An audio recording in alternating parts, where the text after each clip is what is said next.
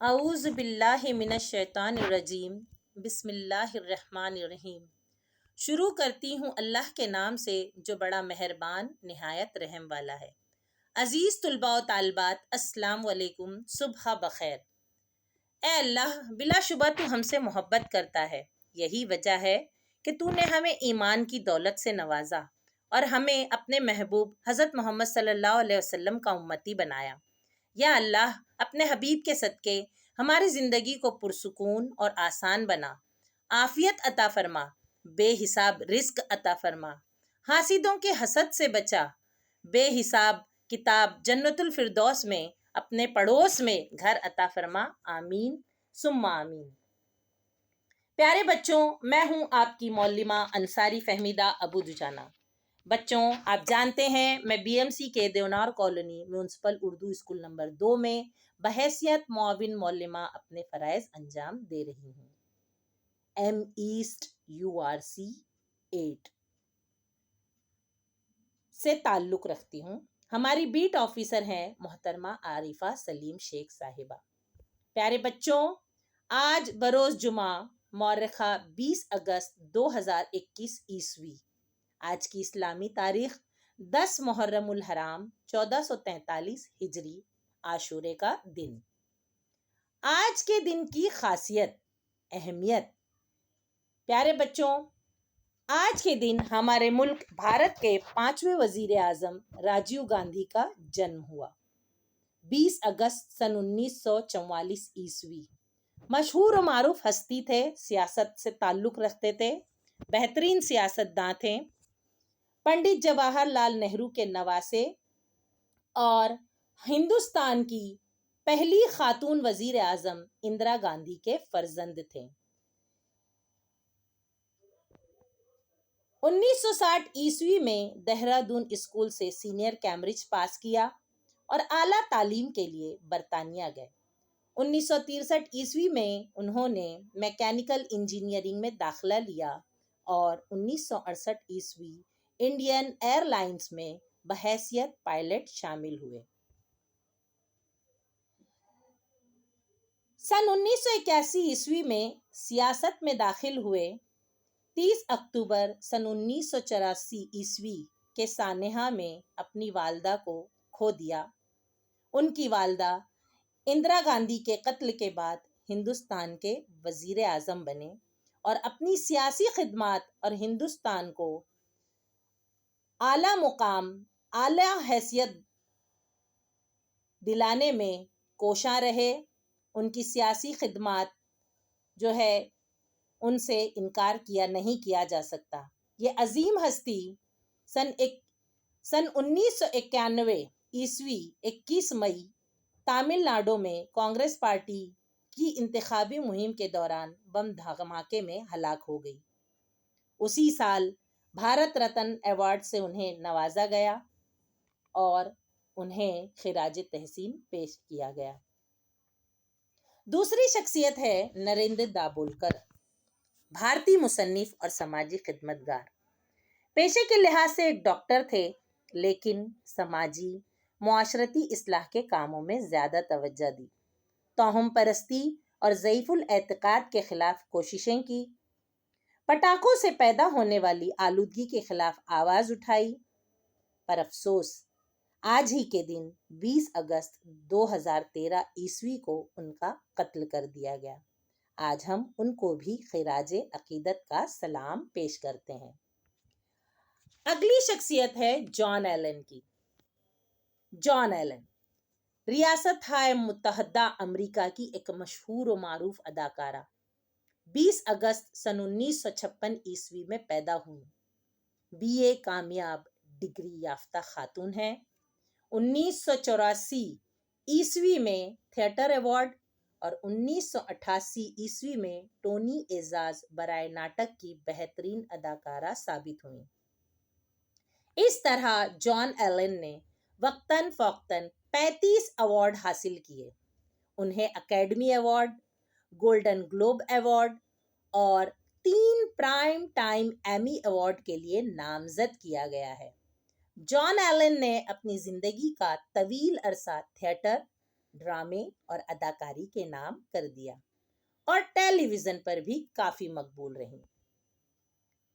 میرے پیارے بچوں، ٹیلی ویژن، اداکاری، تھیٹر اور ڈرامے کے ذکر سے مجھے یاد آ رہا ہے، ہمارے بچپن میں ہم بھی ایک ایسے ہی کردار سے روبرو ہوتے تھے جو اداکاری، فن، قصہ گوئی، حکایات اور دلچسپ واقعات کا موضوع بنے رہتے تھے، اور وہ کردار تھا ملا نصیر الدین کا مزاحیہ کردار۔ ملا نصیر الدین ترکی کے شہر قونیہ سے تعلق رکھتے تھے۔ ان کی طبیعت اور مزاج پر کافی کتابیں لکھی جا چکی ہیں۔ 13ویں صدی کے مشہور صوفی درویش اور ذہین انسان ثابت ہوئے ہیں۔ تو آئیے سبق آموز کہانیوں کے سلسلے کو آگے بڑھاتے ہیں اور لطف اندوز ہوتے ہیں دلچسپ کہانیوں سے۔ آج کی کہانی ہے کہانی نمبر 5، ملا نصیر الدین کی دلچسپ حکایات۔ تو چلیں علم کے سمندر میں غوطہ لگائیں اور اپنے علم کی پیاس بجھائیں۔ ملا نصیر الدین کی حکایات کا ناقابل فراموش قصہ ہے پتھر کا شوربہ۔ شوربہ ہم سالن کھاتے ہیں، اسے ہی بہترین اردو میں شوربہ کہا جاتا ہے۔ پیارے بچوں، ہنسی مذاق انسانی طبیعت کا خاصہ ہے۔ زندہ دل لوگ ہنسی مذاق سے زندگی کو پرلطف بناتے ہیں۔ ایسی ہی ایک شخصیت ملا نصیر الدین کی بھی ہے۔ ایک دفعہ کا ذکر ہے، ملا نصیر الدین کہیں جا رہے تھے۔ سفر اتنا لمبا تھا کہ رات ہو گئی اور انہیں بھوک ستانے لگی۔ یہاں وہاں دیکھا، کہیں دور تک کچھ نظر نہیں آ رہا تھا۔ رات کا وقت، دور دور تک پرندہ پر بھی نہیں مار رہا تھا۔ ہر طرف سناٹا چھایا ہوا تھا۔ آسمان پر چاند چمک رہا تھا اور رات گہری اور کالی ہوتی نظر آ رہی تھی۔ بھوک کی شدت ملا نصیر الدین کی طبیعت کو مزید بے چین کر رہی تھی۔ نہ چاہتے ہوئے بھی آخر ایک گھر کا دروازہ کھٹکھٹا ہی دیا۔ دروازہ کھٹکھٹاتے ہی ایک عمر رسیدہ ضعیف خاتون نے دروازہ کھولا۔ چہرے پر تلخی، ناگواری صاف نظر آ رہی تھی۔ اس عورت کے متعلق مشہور تھا کہ وہ بڑی بد زبان، تنگ دل اور تنک مزاج خاتون ہے۔ ملا نصیر الدین کے تجربے بھی پکے تھے۔ ایک ہی نظر میں بھانپ لیا کہ کام بننے والا نہیں، پھر بھی فی البدی فکرہ کس دیا۔ خاتون، بڑی دور سے آ رہا ہوں، بھوک کی شدت سے طبیعت بے حال ہو رہی ہے، کچھ کھانے کو مل سکتا ہے کیا؟ عورت نے لاپرواہی اور بیزاری کا مظاہرہ کیا اور کہا، میں اکیلی تنہا رہتی ہوں، جو کچھ تھا سب ختم ہو گیا ہے، اب کھانے لائق گھر میں کچھ نہیں۔ ملا نصیر الدین بڑے دانشور، عقل مند اور چالاک انسان تھے۔ جھٹ سے دماغ چلایا اور کہا کہ کوئی بات نہیں، میں پتھر کا شوربہ بنا لوں گا۔ پتھر کا شوربہ؟ اور ادھر ادھر پتھر تلاشنے لگے۔ بوڑھی عورت حیرت کا مجسمہ بنی انہیں پتھر اٹھاتے دیکھتی رہی۔ تب ملا نصیر الدین بوڑھی عورت سے مخاطب ہوئے اور کہنے لگے، ایک کڑھائی اور کچھ لکڑیاں مل جاتی تو میں پتھر کا شوربہ بنا لیتا۔ بوڑھی عورت کا تجسس بڑھ گیا کہ آخر یہ شخص پتھر کا شوربہ بنائے گا کیسے۔ اس فکر میں، اس خیال میں، اور یہ دیکھنے کے لیے کہ ملا کس طرح پتھر کا شوربہ بنائیں گے، اس نے ملا کو کچھ لکڑیاں اور کڑھائی دستیاب کر دی۔ ملا نصیر الدین نے کڑھائی میں پانی ڈالا اور پھر اس میں پتھر ڈال کر ابالنے لگے۔ کافی دیر تک پانی اور پتھر ابلتا رہا، پکتا رہا۔ تب ملا نے تھوڑا سا شوربہ ہاتھ پر ڈالا اور چکھا۔ چکھتے ساتھ ہی چلا اٹھے، واہ واہ، کیا شوربہ تیار ہوا ہے، بس ذرا سی نمک کی کمی ہے، وہ مل جاتا تو بات بن جاتی۔ بوڑھی عورت خاموشی سے انہیں دیکھتی رہی۔ فوراً جھٹ پٹ اندر گئی اور نمک لے آئی اور ملا کی طرف نمک بڑھا دیا۔ نمک ڈالے ابھی کچھ ہی لمحہ ہوا تھا کہ ملا پھر بول پڑے، اگر اس میں تھوڑی پیاز پڑ جائے تو واہ واہ، کیا کہنے، لذت ہی لذت۔ تجسس کی ماری بوڑھی عورت پیاز بھی لے آئی، اور پھر کیا تھا، ملا نصیر الدین نے اپنے ہاتھوں کا کمال دکھایا اور شوربے میں پیاز ڈال دی، اور پھر شوربہ پکتا رہا پکتا رہا۔ پھر کیا تھا، اسی طرح ملا نے واہ واہ واہ واہ کے نعرے لگاتے ہوئے پیاز، ٹماٹر، سبزیاں سبھی کچھ مانگ مانگ کر شوربے میں ڈال دیا، اور آخر میں افسوس ظاہر کرنے لگے۔ بوڑھی عورت نے افسوس کی وجہ پوچھی، تب ملا نے کہا، بس اس میں کچھ گوشت کی کمی رہ گئی ہے، وہ بھی مل جاتا تو یہ کہہ کر انہوں نے جملہ ادھورا چھوڑ دیا۔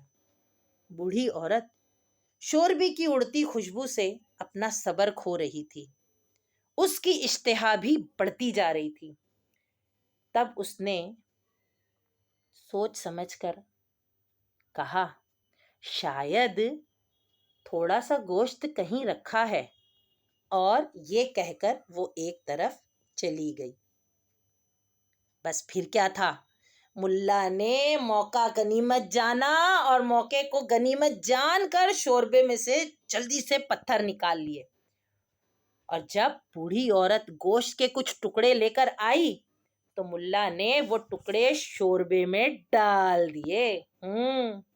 شوربہ مزید پکتا رہا پکتا رہا پکتا رہا۔ بچوں، وقت لگا لیکن لذت دار، بہترین، خوشبودار شوربہ تیار ہو گیا۔ بوڑھی عورت اور ملا نصیر الدین نے ذائقے دار شوربہ مزہ لے لے کر، چٹکارے مار مار کر، خوب سیر ہو کر کھایا۔ ملا نے بوڑھی عورت سے پوچھا، کیوں بڑی بی، بتائیں تو کیسا بنا پتھر کا شوربہ؟ بوڑھی عورت ملا نصیر الدین کی چالاکی اور حکمت اچھی طرح سمجھ چکی تھی۔ وہ سکتے کے عالم میں بت بنی ملا نصیر الدین کو دیکھتی رہی، تکتی رہی، اور ملا نصیر الدین مسکراتے رہے۔ ملا نصیر الدین کا یہ کارنامہ شہر بھر میں چرچا کا موضوع بنا رہا۔ اڑتے اڑتے یہ خبر بادشاہ وقت تک جا پہنچی۔ بادشاہ نے ملا نصیر الدین کو اپنے دربار میں بلایا۔